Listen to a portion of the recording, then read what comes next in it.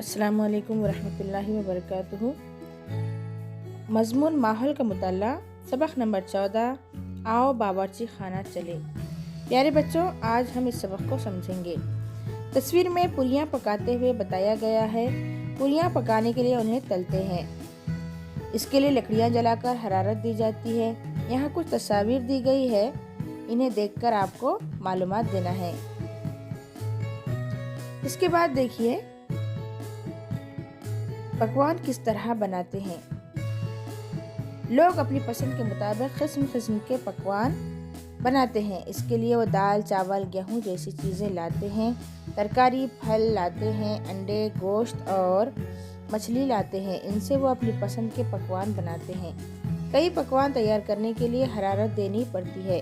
चावल पकाने के लिए चावल में पानी डालकर उबालते हैं। पूरियाँ, भजिए जैसी चीज़ें तली जाती है। इसके लिए तेल या घी का इस्तेमाल करते हैं।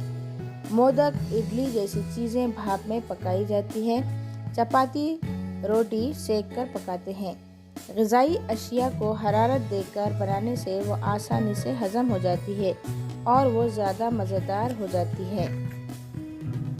सभी ग़िज़ाई अशिया हरारत देकर नहीं पकाई जाती। कुछ अशिया हम कच्ची खाते हैं। फल हमेशा कच्चे ही खाते हैं, यानी बगैर पकाए। हम कभी कभी टमाटर, ककड़ी जैसी चंद तरकारियाँ भी कच्ची खाते हैं। ककड़ी का कचूमर, केले की शिकरन जैसी अशिया हरारत दिए बगैर ही तैयार की जाती है।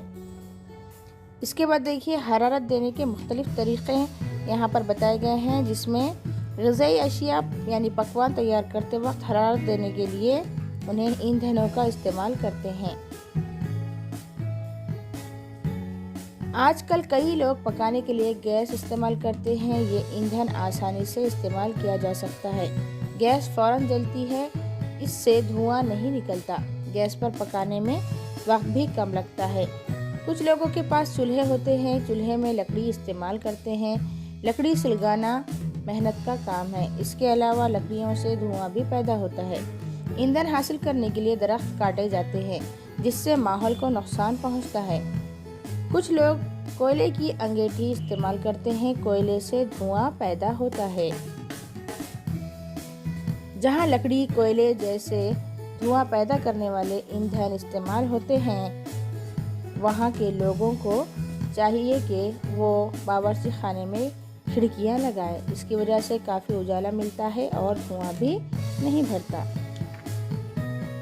कुछ लोग ईंधन के तौर पर मिट्टी का तेल भी इस्तेमाल करते हैं, जिसके लिए वो स्टोव का इस्तेमाल करते हैं। मिट्टी के तेल को घासलेट भी कहते हैं। आजकल बाज़ार में मुख्तलिफ़ किस्म की बिजली की अंगीठियाँ मिलती हैं। इसका इस्तेमाल बहुत आसान होता है। कुछ लोग बायोगैस का इस्तेमाल करते हैं। सूरज की धूप से हरारत हासिल करके शमसी चूल्हे के ज़रिए पकाया जाता है। इसके बाद देखिए हमने यहाँ पर क्या सीखा इस सबक में। ग़िज़ाई अशिया तैयार करते वक्त उन्हें हरारत देकर पकाना पड़ता है, इसलिए वो आसानी से हज़म होती है और मज़ेदार भी होती है। उबालना, भाप में पकाना, तलना, भूनना, ये हरारत देने के मुख्तलिफ तरीक़े हैं। कचूमर, शिकरन जैसी कुछ अशिया हरारत दिए बगैर भी तैयार करते हैं। ईंधन इस्तेमाल करके आग पर खाना पकाना आसान हो, इसके लिए मुख्तलिफ किस्म की अंगीठियाँ इस्तेमाल की जाती है। बिजली और शमसी तवानाई का इस्तेमाल करके भी खाना पकाया जाता है। इसे हमेशा जहन में रखें। लकड़ी और कोयला ईंधन के तौर पर इस्तेमाल करने से माहौल के दरख्तों का नुकसान होता है। इसके बाद मशक़ी सवालात के जवाबात समझकर अच्छी तरह खुद लिखना है और अपनी बयानों को मुकम्मल करना है।